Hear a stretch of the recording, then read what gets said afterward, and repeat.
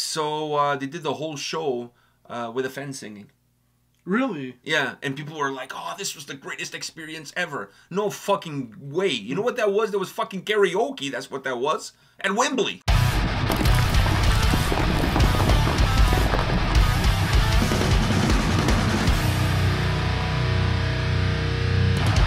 Welcome to another episode from Takedowns to Breakdowns with A&P, and we're down to the wire. One of the last few episodes of 2023. There's been a lot of stories. There's been a lot of great music. Every year seems to offer juicy drama. Yeah, that's for sure. I mean, I'm sure 2024 is going to be packed with juice as far as drama is concerned. Now, I don't really have a topic of discussion, and I feel like we keep rehashing the same stuff. Merch cuts, this, that, you know, who's going to be the next Slipknot's drummer, which now I think is probably going to be Eloy from Sepultura since they're calling quits. I think that makes a lot of sense as a lateral move. Maybe not a lateral move. I think maybe Slipknot is a little bit ahead of Sepultura. I don't know. But I think that would make sense from that point of view. But something that had been on my mind for a long time, and now I see recently Whitechapel getting into shit from their fan base about the prices of their merch during the Meshuggah tour. And I've thought about this before, because earlier this year in the summer, I went to see Clash of Titans between Creator, well, not between, but it was Creator and Sepultura, the two co-headliners. And I wanted to buy a shirt from one of the opening bands, because that's the one that I was like, you know what, I want to support the little guys. But the little guys because the lineup for the big guys is always so big. You know, they're making money anyway. So I'm like, you know what, I'm going to support the little man. I'm like, yeah, support the little man. I go there to support the little man, and the little man is charging as much as the big man.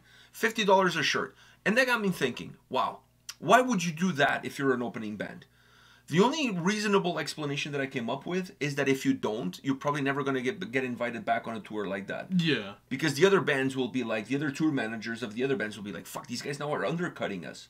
Because if they were to sell for 35 when everybody else is selling for 50, and I want to have a t-shirt of that tour, you know what? I want that Sepultura one, but 35 sounds a lot better, and maybe I'll go buy one of those guys. Yeah. When you put it at 50, I'd rather buy a Sepultura one. Yeah, but it also could be like costs. You know, certain costs, certain things. No, because some bands are charging 35 to 40 when they're headlining. And then when they're supporting on a bigger tour, they charge the same as the headliners of that tour. Yeah. So that doesn't hold any water whatsoever. If it was cost, it's more like, I guess it's more... I know, but I just gave you the perfect example of how that doesn't hold any water. That same band that was charging 50 on that Clash of Titans tour... I think it just proves what you said before. The fact that the two main bands are charging 50, the little guys have to charge it too because they may not be able to have that opportunity again. I think that's totally that. I think that the bigger bands... scare them into doing it. Are kind of like nudge, you know... You have to kind of fall in line, or otherwise you're never going to be invited back. I think there's a little bit of that, and maybe people are too uncomfortable to talk about it.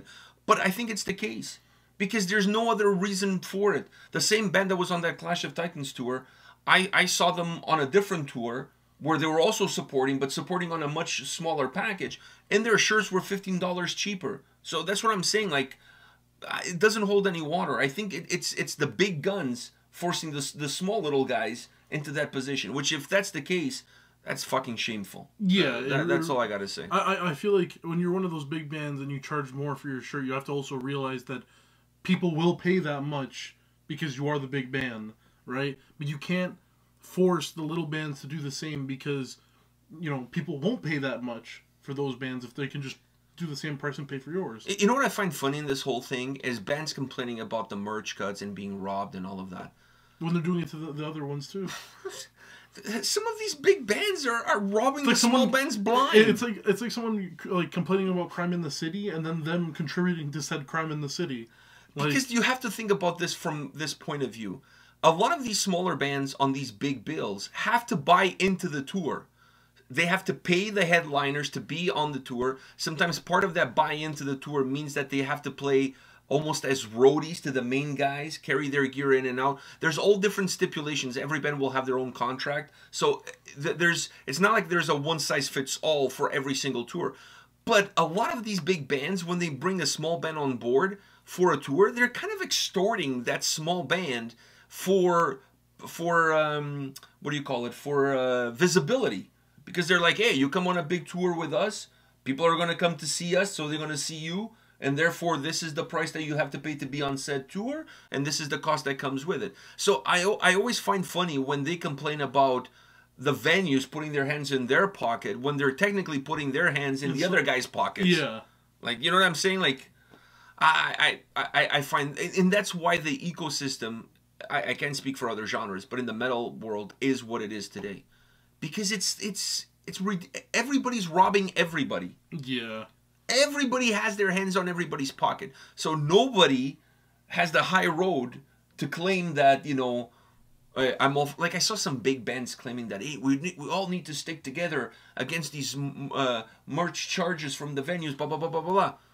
Okay, so what about the bands that open for you? How do you feel about them? Yeah, like, they're not going to sell shit because for the same price. Now, it's funny, too, because there's no way someone's going to be like, you know, because, okay, that day, you wanted to buy a shirt from the smaller band, right? But since it was the same as the other one... I didn't buy anything. You didn't buy anything because you didn't want to buy one of their shirts. You wanted to buy one... I wanted one of theirs. Exactly. So, if anything, I don't think it adds numbers to their sales. Honestly, I don't think it does. Because if you weren't going to buy a Sepultura shirt because of the price and whatever...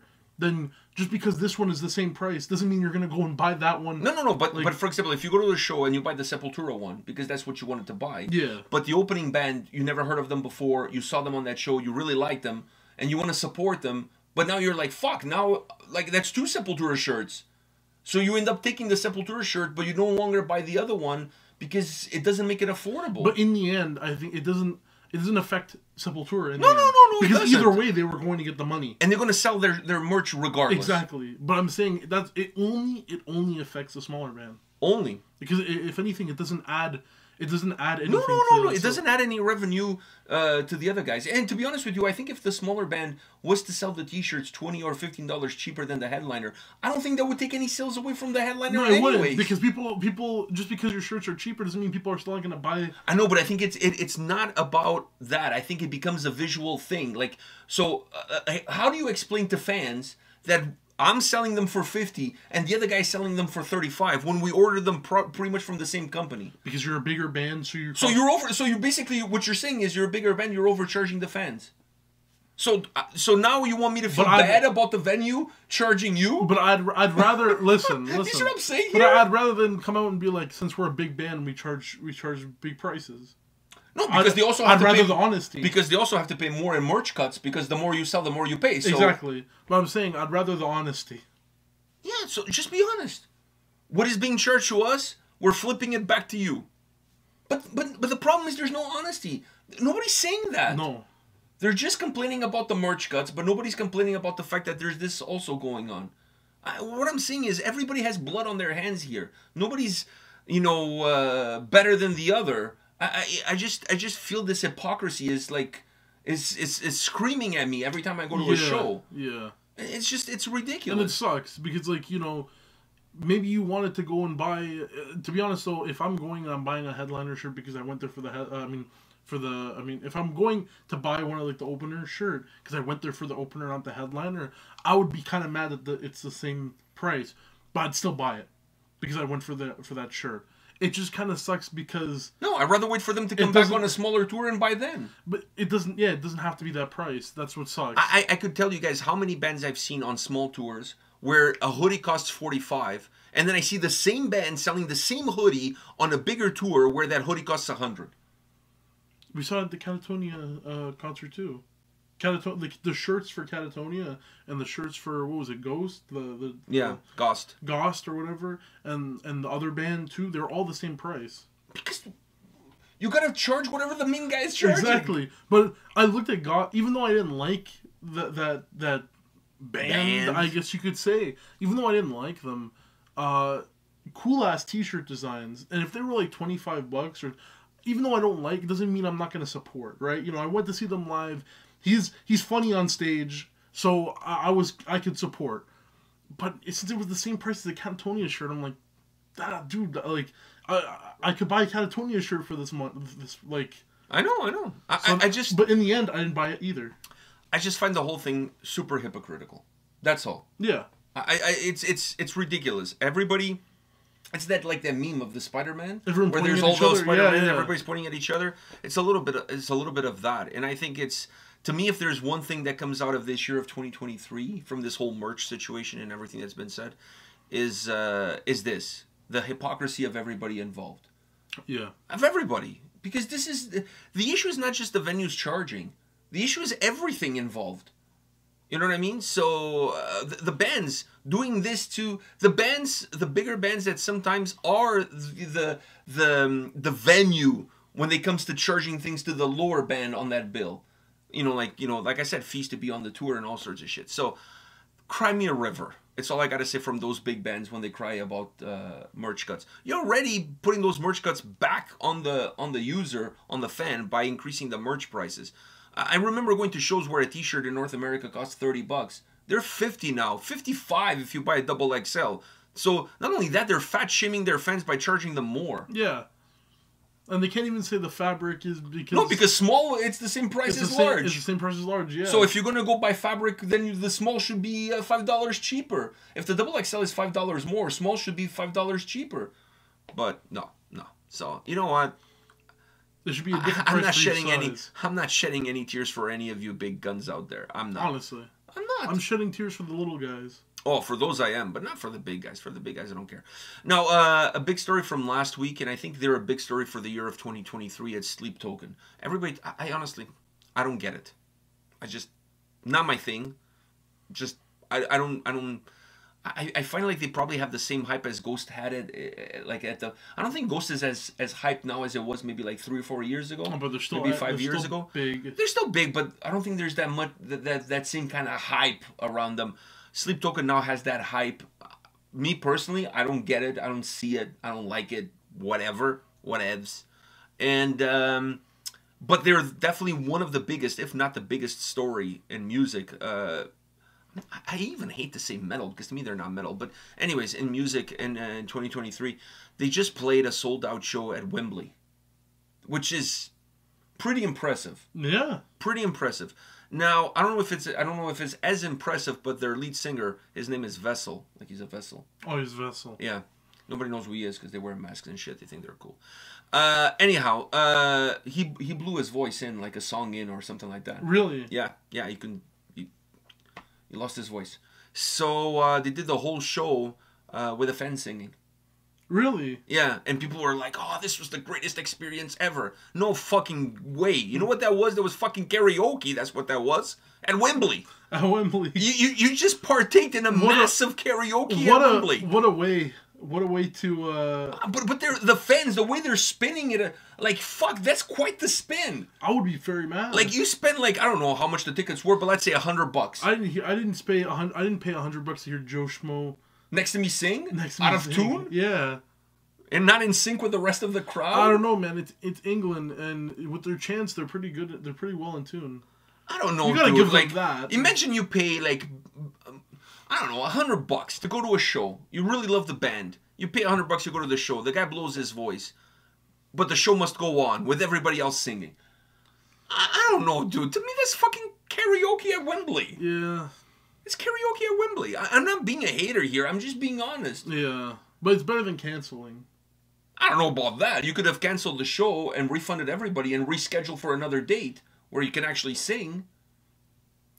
You know what I would have done if I was them? And to be honest, and you sold out the thing, I would have been like, just use backing tracks.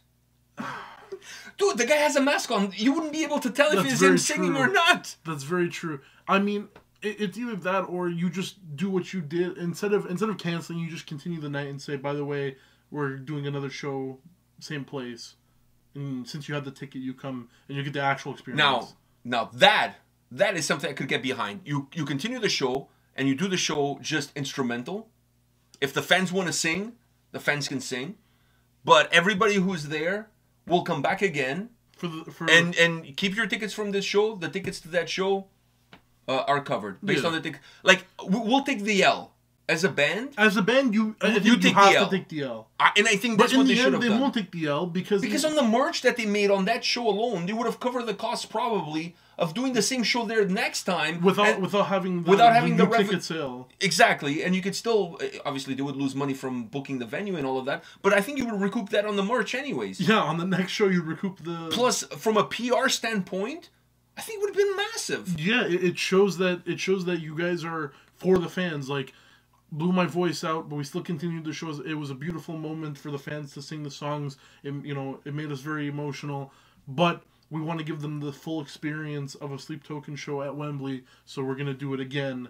When the voice is better. I think that's what they should have done. But meanwhile, they spin it around. They have good PR, and everybody's really happy to participate in a karaoke. I don't know, man. Halfway through, I feel Dude, like... they sold out their North American tour, every single venue, like in 30 minutes. I don't know. I feel like halfway through, I would be like... You'd be asleep. No. What do you think of Tottenham? Shit. What do you think of shit? Tottenham. Thank you. That's all right. Wait, Tottenham. Wait. I don't know. You'd have to throw out one of those, like, English football chants.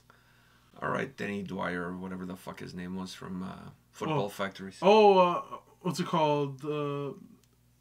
Something's on fire. Your defense is terrified. I can't remember who it was. So if you can't remember, don't try it. This is.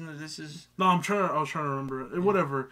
There was that one. Then there's the Yap Stam song. Remember Yap Stam? I remember him. Big Yap big Stam. Dude. Yeah, he was a big dude. He was a big Yap Stam. tall order of a man. What was it? Big tall Yap glass Stam, of water. The Big Dutch Man.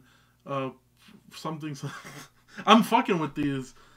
But yeah, I saw a video. The reason why is because I saw a video also of I knew the song, but I saw a video of Roy Keane, Neville, and someone else singing that song with him in the room. That was really funny. All right, good for you. On that note, guys, I think we're done for this video. Next week is going to be Christmas week. I don't know what we're going to talk about. Maybe we're going to talk about what we got for Christmas. Well, since we technically didn't talk about it, I think we should talk about our favorite. I like the drama of the year and everything, so I think we should take our top dramas and our top good things that came out of this year. All right, whatever. If I'm in the mood, I don't know. We'll see. Okay. Maybe we'll do karaoke. All right. On that note, guys, we'll see you all at the next one. Enjoy the holidays. See ya.